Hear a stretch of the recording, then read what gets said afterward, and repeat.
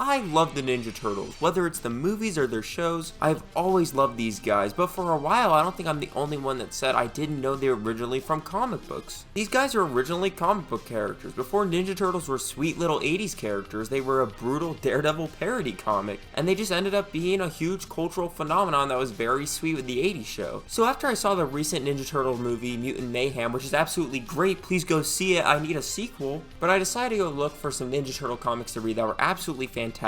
But one of them stood above all. I heard of these legends of a Ninja Turtle comic so good that it was the Dark Knight Returns of its series. Better than any other Ninja Turtle comic, movie, or show, a comic book telling the story of the last Ninja Turtle who had survived the Shredder's final attack, only living to seek revenge on the Shredder family as his last action. So I decided to read this holy text, and it was absolutely fantastic. So let's talk about the amazing comic book finale for the Turtles, Ninja Turtles: The Last Ronin. The Last Ronin is a comic book that came out in 2020, written by Kevin Eastman and Peter Laird, the original creators of the Ninja Turtles, and it follows the last Ninja Turtle in a cyberpunkish New York as he looks to take down the grandson of the Shredder who hunted and killed the rest of his family that still haunt him to this day. And right off the bat, you can tell this is a very big departure from every other Ninja Turtle story. Usually they are just fun adventures with serious moments sprinkled in, but this combines those old fun past adventures and the dark edginess of the earlier runs of the Turtles. It creates this more graphic, bleak current timeline, yet having all the moments of the past reminding you of the joy of the Ninja Turtles you know and love. It feels like an incredible remix of old ideas and using them to create something that is totally new, and I think my favorite part of that is the character himself of the Last Ronin. This turtle uses all of the other ninjas' weapons, all four of them. He rocks a black bandana and is extremely aggressive, yet shows hints of all the other turtles' personalities, never allowing us to get a read on which turtle this is. And it creates this incredible mystery of who is this Ninja Turtle that survived this horrible slaughter. It's an absolutely great premise, and I love the idea of the final turtle being this incredibly powerful singular force that has mastered all of the others' powers and skills. Now, most of you who've clicked on this video probably know which turtle this is. The story's been out for a few years, so it's pretty clear who it is. It's been spread around a lot, but in case you want to go in completely blind, please turn off the video now since I will reveal who it is because it's such a big part of the book. But please, if you want to go in blind, just go read the book. It's absolutely fantastic and it's short and cheap, so you really have no excuse to not give it a shot. Don't spoil it for yourself, go in knowing nothing, and I'll see you in the next one.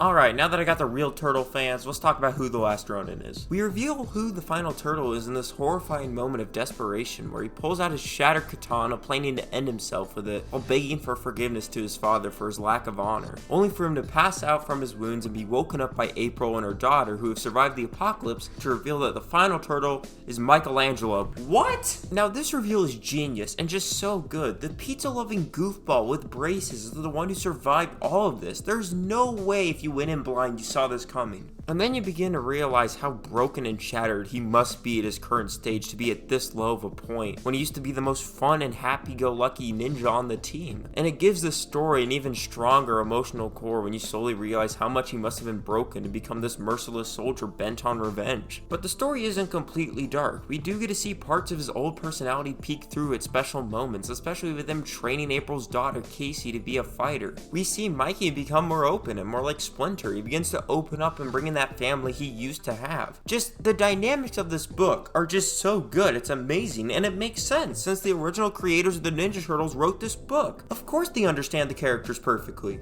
And the characters aren't only the best part of it, the story and structure as well is very amazing. Now it is clear that The Last Ronin does take a lot of inspiration with its story structure from The Dark Knight Returns, which is one of the most famous Batman comics about Batman being old and basically being the last member of the Justice League to be good and fighting his final fight in the apocalypse, also getting a girl sidekick. It's very similar to The Last Ronin, which hits a lot of those beats. Yet The Last Ronin feels distinct enough with mainly how its story is structured. It has two concurrent storylines, one being the story of the past and how all the turtles died individually, and then also has the current story of Mikey planning his revenge on Shredder's grandson, Oroku. It cuts back and forth amazingly, with each moment filling in a piece of the past, which fills us in better on where we are in the present. It's genius and just so good until we get to the end, where it all comes together in this huge battle right as we understand all the stakes behind it in this absolutely amazing fight that ends on a note so perfect that it is the definitive ending to the story of the Turtles in my book. It's so joyful and uplifting in such a bleak story and really nails the thematic ideas of the Turtles. There are these beaming joys of optimism in this bleak, awful world. I know this seems sappy, but this comic might be the greatest Ninja Turtle story you will ever experience, and just because it's a comic, that is no reason to write it off, because if you love that new movie or just love the Turtles and want an interesting and unique unique take on these beloved characters, please read this book. I know I make stupid joke videos, but I really don't have any here because this is just an amazing book and I want all of you guys to check it out and read it because it's just so good.